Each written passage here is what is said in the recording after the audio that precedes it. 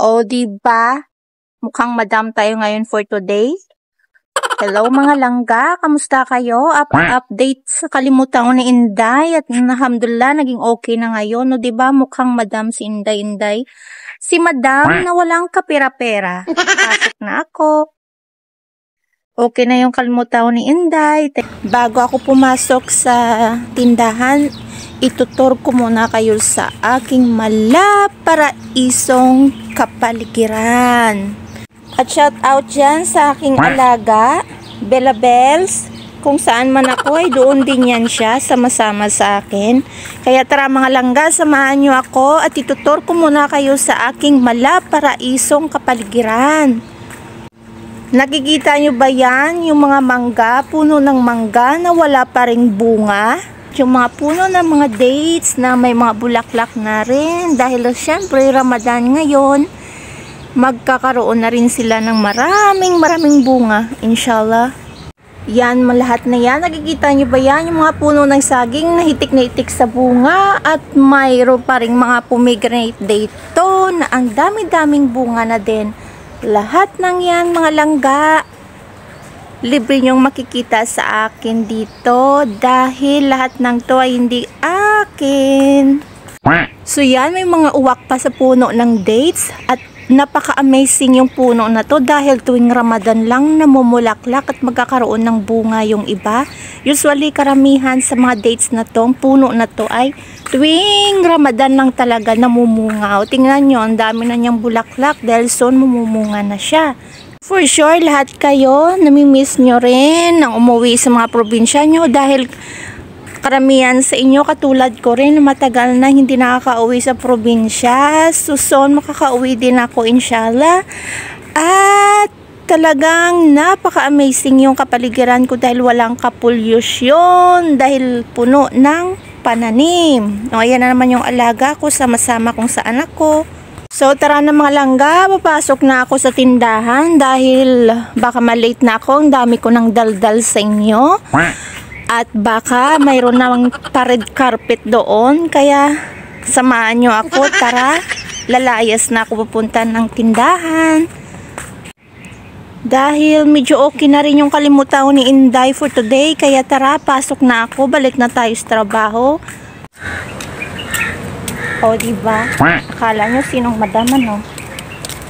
Si Madam Auring. Well, syempre, kailangan nating ingatan yung ating kalimutaw at nakashade si Inday. Si Madam na hilaw.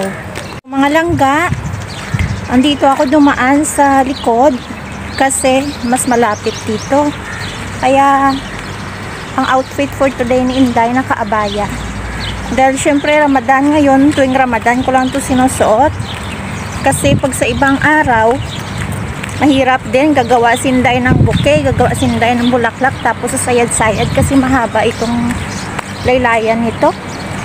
Kaya every Ramadan ko lang ito sinusuot yung outfit kong ito. Kaya, good luck for today.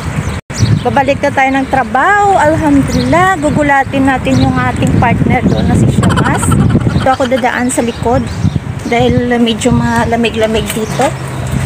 Kailangan nating alagaan yung ating kalimutaw dahil ang mata natin napaka-importante. So kita-kits tayo mga langga dahil malapit na ako sa tindahan. So pagdating ko dito, wala na si Toto Shamas at may susi naman ako kaya diretso na ako sa tindahan. Kaya parang namimiss ko rin to yung aking kapaligiran dito. O, diba? After 1 week, nakabalik tayo dito. So, ito. Nandito na ako sa tindahan. At kahit pa paano, namimiss ko rin yung mga bulaklak natin. Say hello sa mga flowers ko dyan. Ayan. Namimiss ko kayo. Kahit pa paano, after 1 week, namimiss ko kayo tingnan.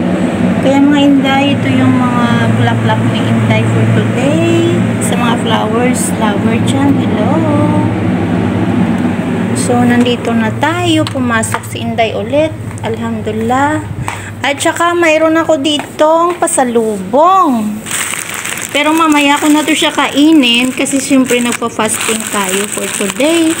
Dahil Ramadan ngayon. Galing daw to kay Baba. Baba Amer yata to. Binigay sa akin. So, mamaya ko na ito kainin. Mamaya na natin ito laklakin kasi nagpa-fasting tayo. So, merong tender hams mula kay Baba Amer. Bumalik siya at binigyan niya ako. Pang Ramadan daw to. At alhamdulillah, bumalik tayo dito after 1 week. Mayroon tayong pasalubong kahit pa paano. Na-appreciate ko siya. Thank you, Baba! So much for today, mga langga. Kailangan nating i-keep yung ating laway kasi baka mamaya maubos yung laway ko. Magtutuyo yung laway ni Inday. Mamaya pa tayo mag-break ng fast. At saka mayroong customer na parating. Inshallah, mabait na customer yan.